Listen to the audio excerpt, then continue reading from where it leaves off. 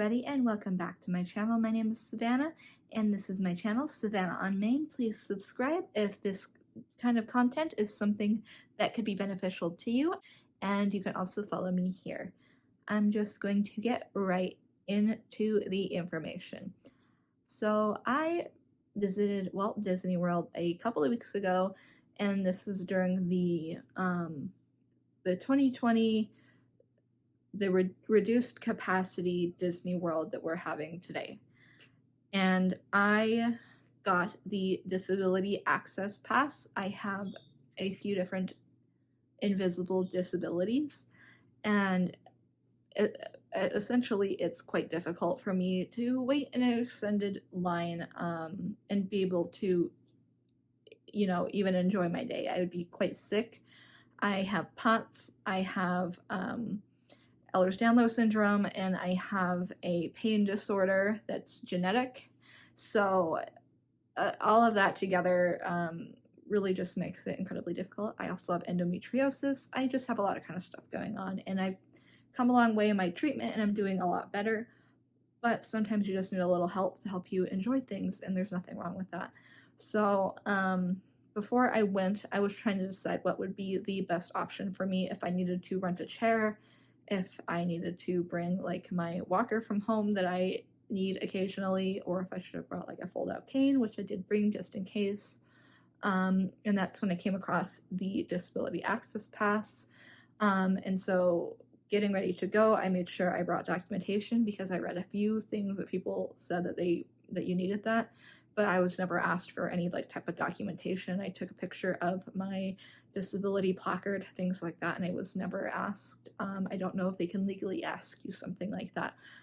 It's just something I saw on the internet, and so I just rolled with it. But it never came up that way, and so I can't validate that. I went up to guest services. I got mine dealt with at Hollywood Studios, and so I'm trying to remember. It's like the Curio Shop. It's right before that is the place that you go that's like the customer information, the customer service. And I just waited in a small line and said, hey, this is what's going on. I would like to try to get a Disability Access Pass. And he said, yep, I'm your guy. This is how you sign up for it. Basically, he just took my information, took my picture, and scanned my Magic Band and explained how it worked. It kind of works like a fast pass, but not in the same way. I can't necessarily like reserve. So let's say I am in like Galaxy's Edge. I can't reserve Slinky Dog Dash. I have to physically walk up to Slinky Dog Dash and say, can I get a return time? So whatever the wait time is, they will take that time and minus 10 minutes. And so that means you can go elsewhere, so that you can go sit somewhere, you can go get a drink. If there's a line that, like, if there's a ride that doesn't have a line, you can go do that. You can just do things that aren't necessarily sitting in line or standing in line, sitting in the heat, things that aggravate issues that I have. So it made it so I can move a lot slower, or that I wasn't just standing there making myself sick all day. But he was able to set up my first return time, and he did set it up for Slinky Dog Dash. And then after I left Slinky Dog Dash, I was able to do it for the the next ride. But you just go, and let's say it's within 50 minutes. They'll say come back in 40 minutes, and they'll tell you a time. And then it shows up in your My Plans in your app. I think they say it shows up somewhere else. They told us somewhere else, but when we found it, it's in My Plans. So if you're questioning what return time you had, that's where it is. Sometimes it is kind of hard to figure out where you go to get your access pass, and sometimes it's kind of like a different convoluted line, but you'll find your way, and they're usually under umbrellas. At least right now they are. Red umbrellas in the Magic Kingdom especially. Some rides you definitely don't need a fast pass or the Disability Access Pass, because they are basically walk-on rides.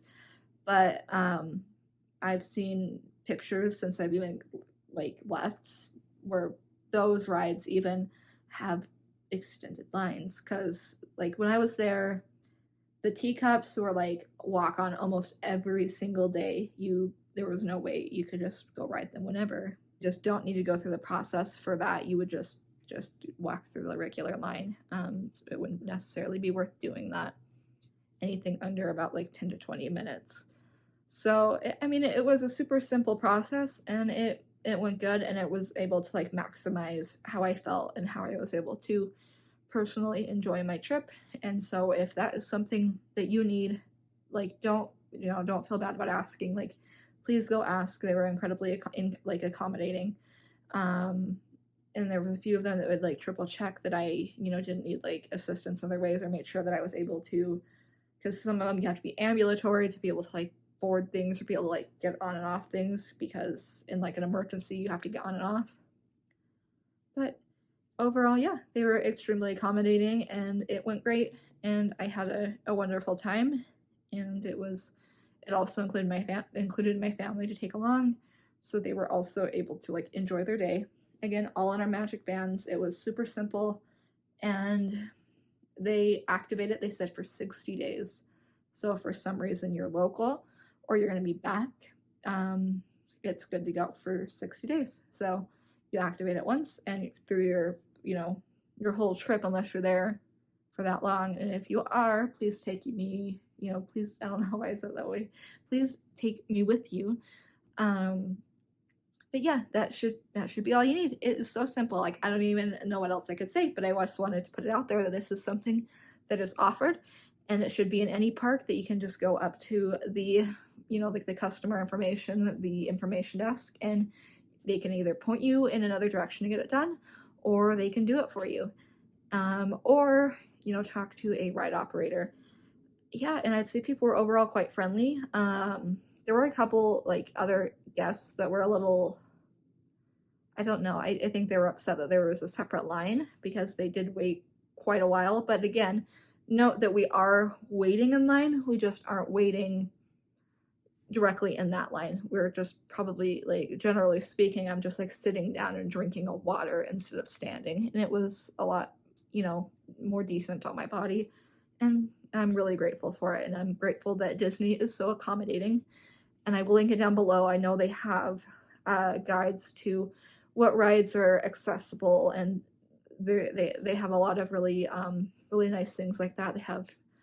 They're really accommodating with like food allergies, so if you have like health issues like I do, they are really wonderful. And that's why I will be making Disney trips like a super regular thing for me, because they really do streamline the process, and I know exactly what to expect, versus like if I was trying to go on another vacation. It's some hotels aren't accessible even, and like the whole theme park, really, you can make more accessible to more people, and I think that's great. They have the rentable scooters, they have just rentable pushable wheelchairs, they have whatever you need, as long as you just pay to rent it, and there you go. And there's companies around that also do the same thing. So look at your options, whatever you think you need, and whatever, especially if it's like some people have their once in a lifetime Disney trip and you need to enjoy it. Go enjoy your Disney trip. So that's just how I'm gonna wrap this up. Thank you guys so much for watching, and I will talk to you guys next time. Bye. Ooh, I like hit my ear. Hope that helped. Bye.